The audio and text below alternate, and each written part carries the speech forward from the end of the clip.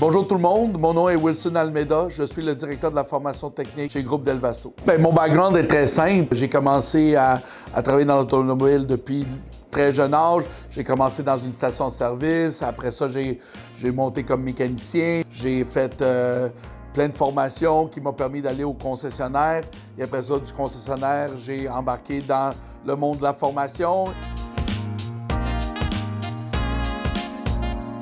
C'est sûr qu'on commence à parler beaucoup de le véhicule, exemple, pas la conduite autonome, parce qu'au Québec, c'est pas encore autorisé, mais beaucoup les systèmes de sécurité nous on appelle le ADAS. C'est pas que c'est plus compliqué, c'est juste qu'il faut avoir les connaissances, donc il faut suivre des formations. C'est sûr qu'il y a besoin d'un peu plus d'outillage, mais c'est très important d'avoir les connaissances nécessaires pour réparer ces véhicules-là.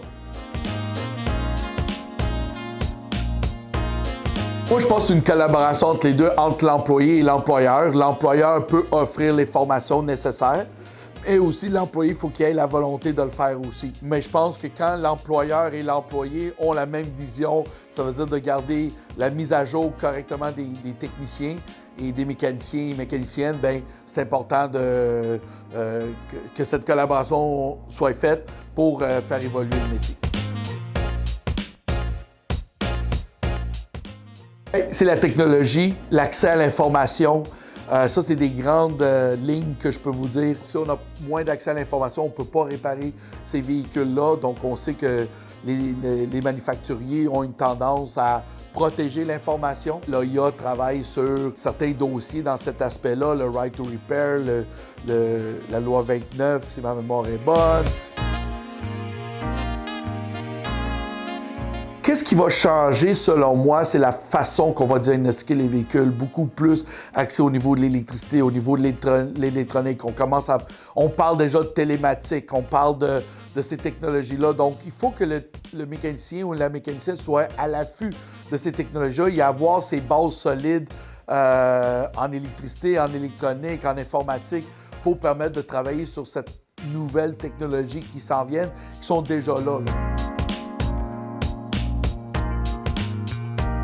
C'est sûr que pour moi, aller faire votre examen dans les comités paritaires, aller chercher votre classe de mécanicien, ça va beaucoup vous aider. Aussi, aller chercher les certifications qui sont disponibles. On a un programme Compétences VE qui existe. J'encourage beaucoup les mécaniciens et mécaniciennes à appliquer, de parler avec leur comité paritaire ou le CSMO, le comité sectoriel, pour voir c'est quoi les opportunités qu'on peut avoir en tant que tel. Prenez le temps de lire, prenez le temps d'explorer, prenez le temps de lire vos shop manuels, de comprendre le fonctionnement du véhicule. Ceux-là qui suivent la formation avec moi, ils savent, on lit, pour permettre de connaître ces technologies-là et à ce moment-là, vous êtes capable de réparer le véhicule. Ça prend du temps, ça prend de la volonté, ça prend de la patience, mais je pense que c'est un conseil que je peux donner à tous mes confrères et mes consoeurs.